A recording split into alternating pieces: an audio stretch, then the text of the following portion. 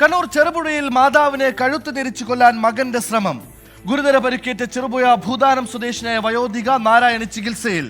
മകൻ സതീഷിനെ Cherupuzha police arrest ചെയ്തു.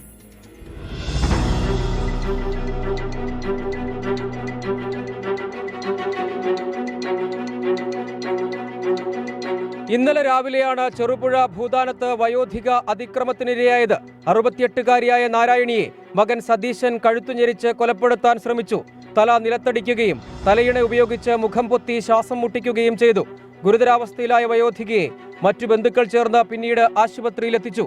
ആശുപത്രിയിൽ നിന്ന് നൽകിയ വിവരപ്രകാരമാണ് പോലീസ് കേസെടുത്തത്. തുടർന്ന് മകൻ സതീശനെ കസ്റ്റഡിയിലെടുത്ത് വിശദമായി ചോദ്യം ചെയ്തു. ചോദ്യം ചെയ്യലിൽ ഇയാൾ കുറ്റം സമ്മതിച്ചു. ക്യാൻസർ രോഗബാധിതയായ അമ്മയെ പരിചരിക്കുന്നതിനുള്ള ബുദ്ധിമുട്ടാണ് ക്രൂരതയ്ക്ക് പ്രകോപനമെന്നാണ് ഇയാൾ പോലീസിന് നൽകിയ മൊഴി. വധശ്രമമടക്കമുള്ള വകുപ്പുകൾ ചുമത്തി കേസെടുത്ത പോലീസ് പ്രതിയുടെ അറസ്റ്റ് രേഖപ്പെടുത്തി. ഗുരുതര പരിക്കേറ്റ വയോധിക മെഡിക്കൽ കോളേജ് ആശുപത്രിയിൽ ചികിത്സയിൽ തുടരുകയാണ്. 24 കണ്ണൂർ. രോഗിയായ അമ്മ, നൊന്തു പ്രസവിച്ച അമ്മ പിന്നീട് ആ മകന് ബാധ്യതയായി മാറിയത്.